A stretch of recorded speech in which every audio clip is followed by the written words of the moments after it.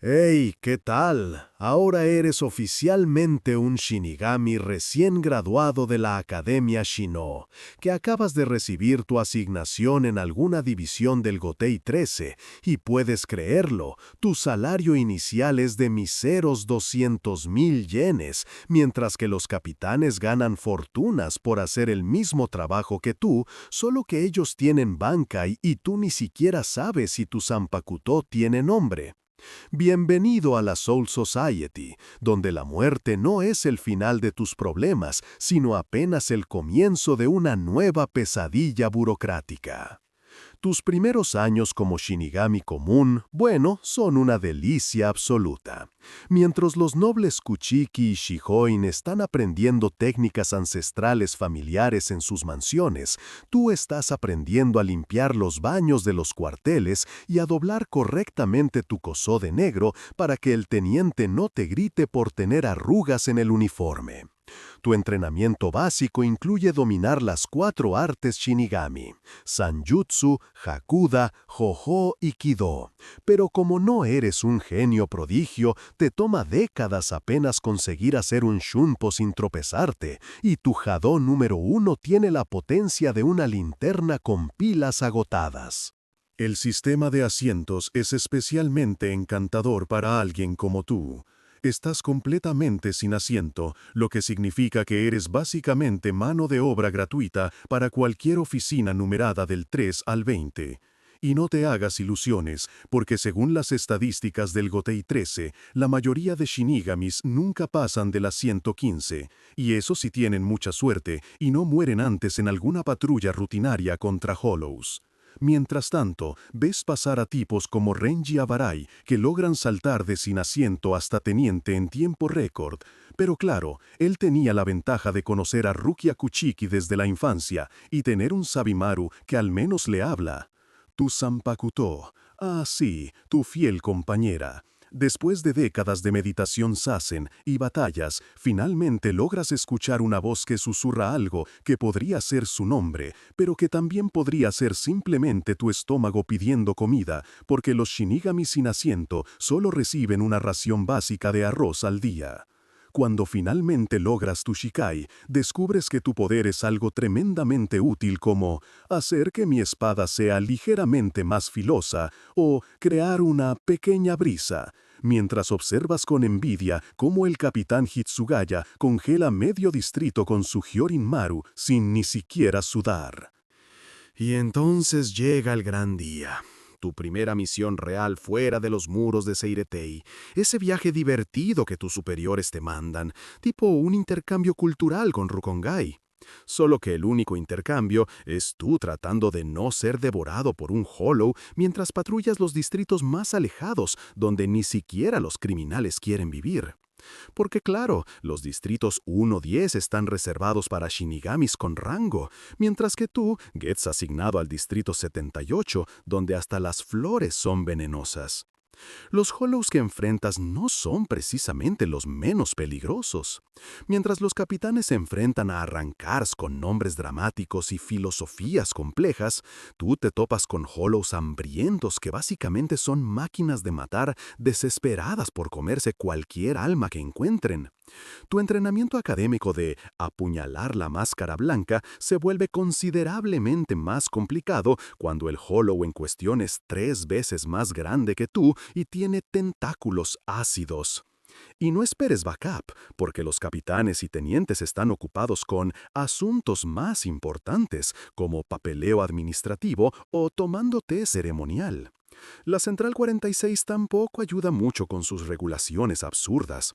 Está prohibido usar técnicas Kido sin autorización, así que cuando te enfrentas a un Hollow que requiere un Hado más fuerte que el número 31, tienes que llenar formularios en triplicado y esperar aprobación, proceso que generalmente toma más tiempo del que tienes antes de que el Hollow te convierta en almuerzo.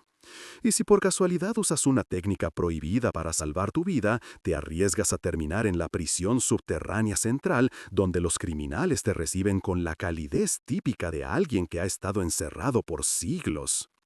Pero el verdadero enemigo no son los Hollows, sino el sistema mismo. Cada muerte de un Shinigami sin asiento apenas merece una línea en el reporte diario, mientras que si un teniente se raspa la rodilla, toda la división entra en estado de emergencia.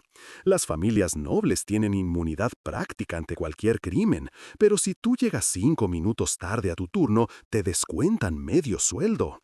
Y cuando finalmente logras algún ascenso menor, descubres que las responsabilidades aumentan exponencialmente, mientras que el sueldo apenas mejora lo suficiente para pagar mejor comida en el comedor de los cuarteles. Años se pasan, décadas en realidad.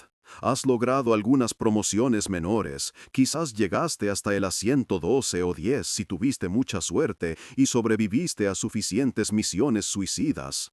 Tu Reiyatsu ya no fluye como antes a causa de las innumerables heridas que acumulaste luchando contra Hollows en distritos abandonados donde nadie vendría a buscarte si desaparecieras. Tu Zanpakuto ahora funciona más como una espada oxidada que como un arma espiritual, y ese Shikai que tanto te costó dominar ahora apenas produce una chispa patética comparado con los fuegos artificiales que hacían los novatos cuando tú ya eras veterano. El problema es que en Soul Society la experiencia no siempre equivale a reconocimiento. Mientras tú has dedicado tu existencia post-mortem a servir fielmente, aparecen tipos como Ichigo Kurosaki que en unos meses logran derrotar capitanes y obtener poderes que a ti te tomarían siglos desarrollar, si es que alguna vez los desarrollaras. Observas con amargura cómo Shinigamis sustitutos obtienen privilegios que tú, después de siglos de servicio, nunca tendrás. Tu cuerpo espiritual comienza a mostrar signos de desgaste, algo que supuestamente no debería pasar en el mundo de los muertos, pero que curiosamente afecta más a los Shinigamis de bajo rango que arriesgan sus vidas diariamente. La ironía suprema llega cuando te das cuenta de que tu longevidad, esa supuesta ventaja de ser un espíritu en Soul Society, se convierte en tu maldición. 2000 años de vida pueden sonar impresionantes, pero cuando pasas 1800 de esos años limpiando las consecuencias de las batallas de otros, rellenando reportes sobre Hollows eliminados que nadie leerá jamás, y viendo cómo generaciones de Shinigamis más jóvenes y talentosos te superan, la inmortalidad se siente más como una condena perpetua que como un regalo. Y cuando finalmente llega tu hora, ya sea por un Hollow particularmente agresivo o por el agotamiento espiritual acumulado, tu muerte se registra como una estadística más en los archivos del Gotei 13. El momento final es especialmente cruel. No hay grandes discursos heroicos ni sacrificios memorables que inspiren a futuras generaciones de Shinigamis. Tu final llega probablemente durante una patrulla rutinaria, enfrentándote a un enemigo que está completamente fuera de tu liga, pero que alguien superior decidió que era tu responsabilidad manejar. Tal vez sea un arrancar perdido o simplemente un Hollow más fuerte de lo usual, pero el resultado es el mismo.